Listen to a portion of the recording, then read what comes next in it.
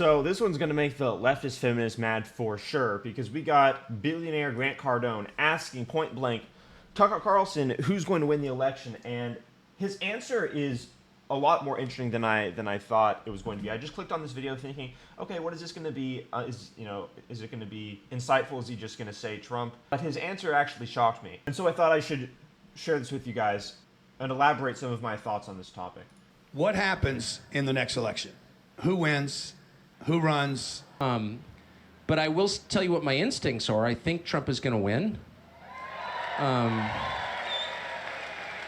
I think Trump, and I do think this is the actual referendum on democracy. A guy I know from Brazil, which is an amazing country. The very interesting part about this is that this is a reflection point for America in more ways than most people realize or could fathom, honestly, because ideologies are clashing in ways that most people aren't even aware of. There is currently a war of truth versus anti-truth, of are we going to even acknowledge that truth as a conceptual concept is ideal or the goal? Is it even a priority? To the radical left and to those who are willing to lie as they abide in the radical left's agenda, truth is explicitly not a priority. I understand the ideological roots of this, and I've explained it in countless of my videos. You can go check those out, but this is more a video for people who understand what I've explained in my past videos about the nature of Marxism, what postmodernism is, the resentful critique it has for reality, saying there is no such thing as objective truth and better and worse ways of looking at the world. 90% of the people voting against Biden, I'll say against Biden because if I say the other guy's name, this video could be throttled. 90% of the people voting against Biden don't actually realize what I'm saying here. They're voting against Biden for sets of numerous and valid reasons, like he's incompetent, like he's senile, like the country's in shambles. But what's going on here is actually much more deeper than that, which is this is a war of ideas for the future of humanity that will define the outcome of the human race. If we decide we would rather hide behind resentment, then we can make no progress. We can not strive forward in any way. We can only fall backward as we deny what we're doing. There is currently an ideology that says truth is not a priority. Virtue is determined by who agrees with the leftist ideology. If you don't agree with leftist ideology, you're a bad person. Objective truth in objective fields such as biology or science, or even psychology, as feminists pretend as though men and women are psychologically identical. Just saying blatant lies, that if people understood how blatantly, objectively wrong the lies are, it would be viewed as the equivalent of saying the earth is flat. We're way past their ideas being wrong. They are opposed to ideas being coherent. The structure of coherence is their enemy. This is quite literally the nature of the Marxist ideology because it's built on resentment. And I'm realizing how epic the consequences will be for this election. Humanity's future is not written. We're not protected by plot armor. We don't have to succeed in the end. We could fail. And humanity's future is going to be decided by our ability to accept truth or be crippled by resentment. Marxism, the ideology of the left, has harnessed resentment and made people deny truth, to spite reality, to spite the notion of individual accountability, rather than consider themselves individuals, take on responsibility for their lives, and use their brain to determine what is the right and wrong thing based on virtue and merit, rather than cheat and lie. Many would rather just reject the entire games, like a sociopath, like a narcissist, like a weak person, and give up. And the future of humanity will be decided, I think, by if we give in to those who hate truth and hate reality. The resentment Marxism has ultimately is for reality. People in other countries can see things more clearly, right? Like if you're ever on a plane and someone tells you his life story and you're like, oh, I know what you need to do because I don't know too much. I don't know all the details. I see the big picture and it's super obvious what you need to do. Other people see our country in ways that are just like in blunter terms, fewer details, and the outline is clearer. And this friend of mine from Brazil said, well, this is the referendum on democracy, this election. And I was like, well, isn't every election a referendum on democracy? He's like, yeah, strictly speaking, but this one is the last word in democracy because you have a senile president, and everyone knows he's senile. Right, the principle is being set. Are we going to prioritize the resentment of the leftist ideology over reality itself, and then who knows what the future of humanity could turn into? Or are we going to reject that? It's like, no, I mean, I'm not being mean, I'm just being honest. Like, look at him on TV. He's impaired. I think people are ready to reject that narrative. I do. Even though the resentment is very strong, even though the left endlessly demonizes everyone they disagree with, despite most people disagreeing with them, the news apparatus, it's like we're being run by people with destroyed psyches who are sociopaths or something. But the left actually requires people to be narcissistic in their outlook quite technically, because the Marxist ideology says, in its alignment with postmodernism, everything is socially constructed. We don't have to be responsible for the objective aspects of reality because what we say is reality. They claim reality is socially constructed so that it can be made in their image, which of course is a lie. Reality is not socially constructed. Reality is objectively emergent. But the reason they can't accept that is because then they would have to be responsible for that. They would have to be accountable to that truth. And they're not ready for that because that disintegrates the leftist ideology. And it disintegrates any ideology, for that matter, that claims that reality is made in the image of their ideology. He shouldn't be in charge. He is weak. His weakness is... But at this point, even being able to ask the question of, does this make sense outside of the ideology, is considered intolerable to the left. This is why it's an existential threat. This is why we are at that moment, the inflection point of the future of the human race. I believe this election is the future of the human race. the problem.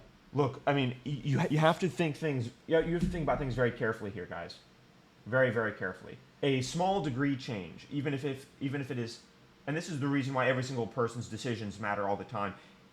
If you create an angle of half a degree, it only looks like this in the interim.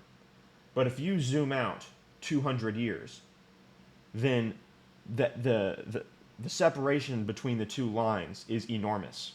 Humans could be around for another 10,000 years, for another million years. We'll be spacefaring civilizations that could care about objective truth, living in harmony with the objective aspects of reality, striving to live in harmony with truth and exploring, being optimistic, and clearly rejecting all of the ideologies that are the antithesis to that, such as nihilism, which is the opposite of being optimistic and having a positive worldview, being postmodernist, which says we have no responsibility to look at the world in terms of better and worse ideas, better and worse narratives.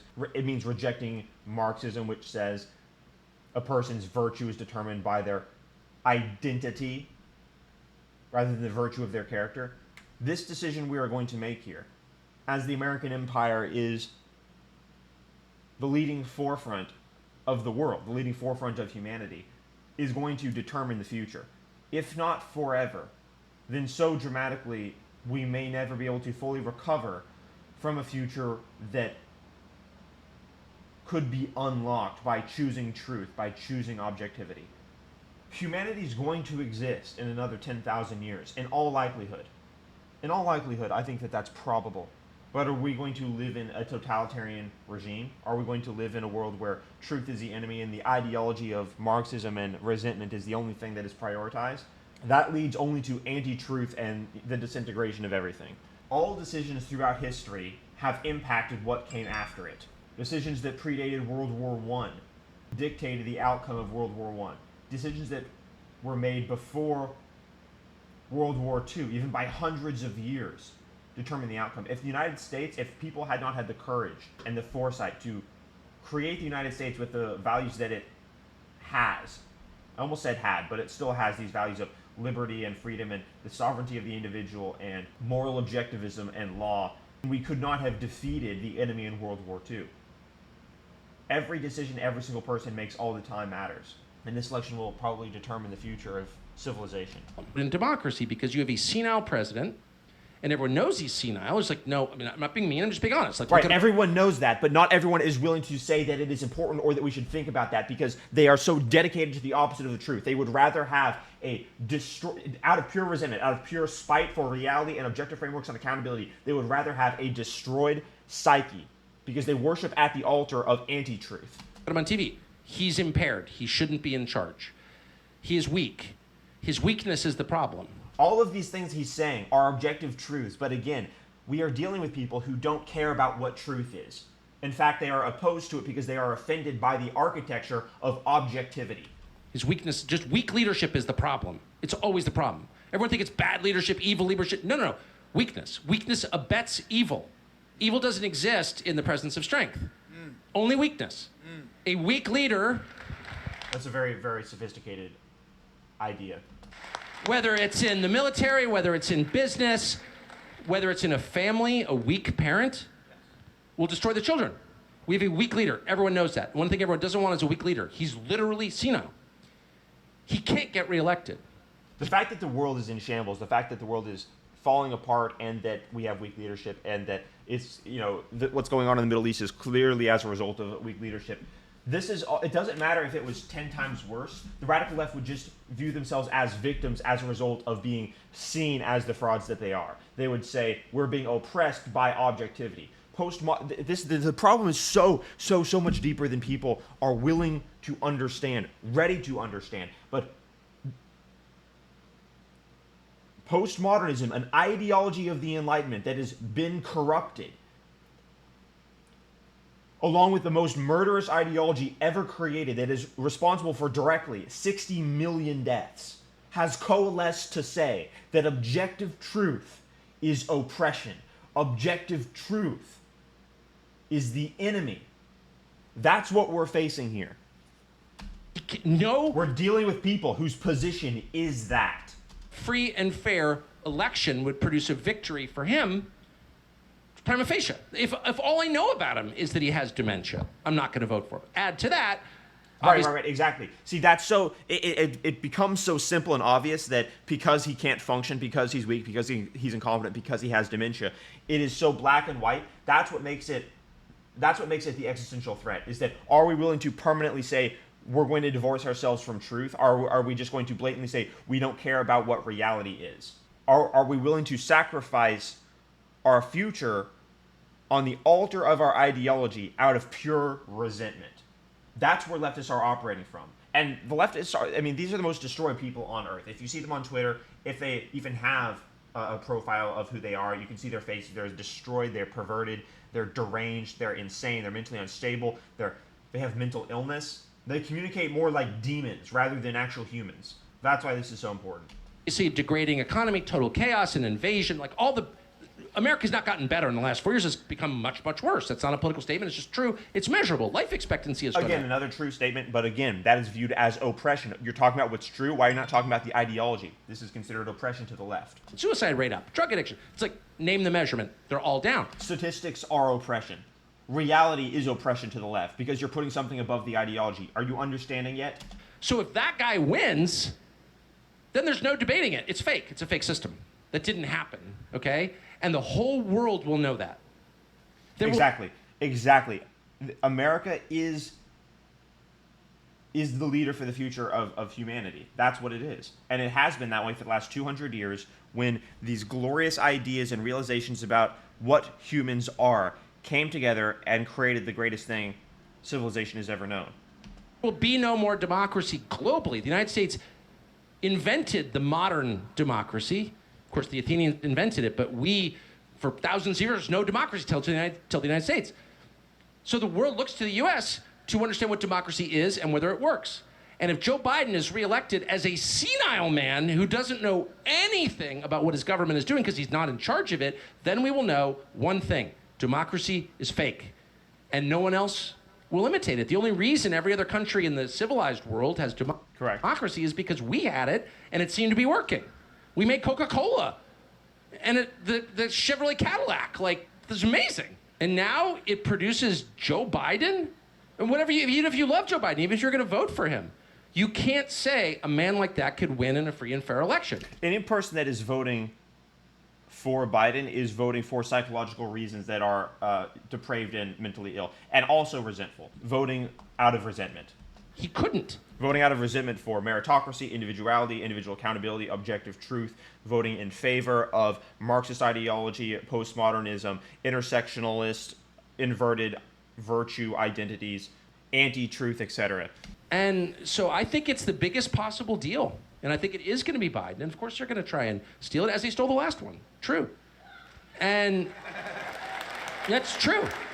You think they stole the last one? Well, they did steal the last one. They did steal the last one, and they stole it. Well, they did it right in front of us, not just by claiming that COVID somehow required us to have mail-in ballots whose identities can't be verified. That's obviously abets election theft, makes fraud possible.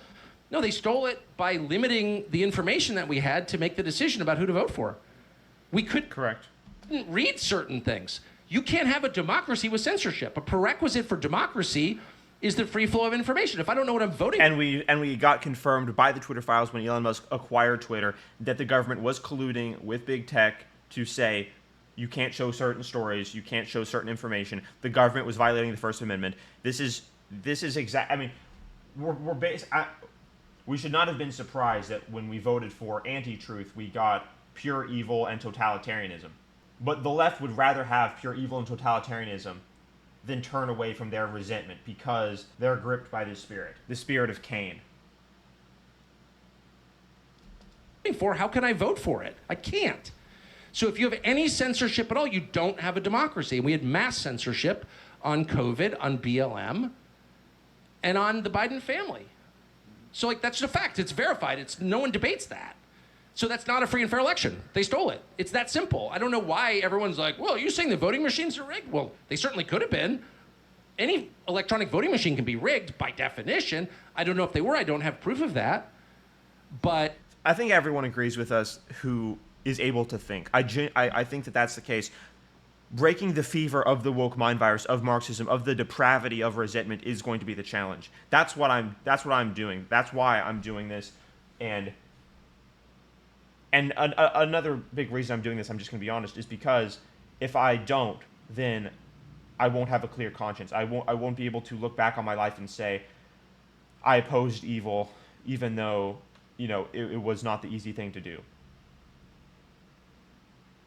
Because this moment is going to be viewed in history. This moment's going to be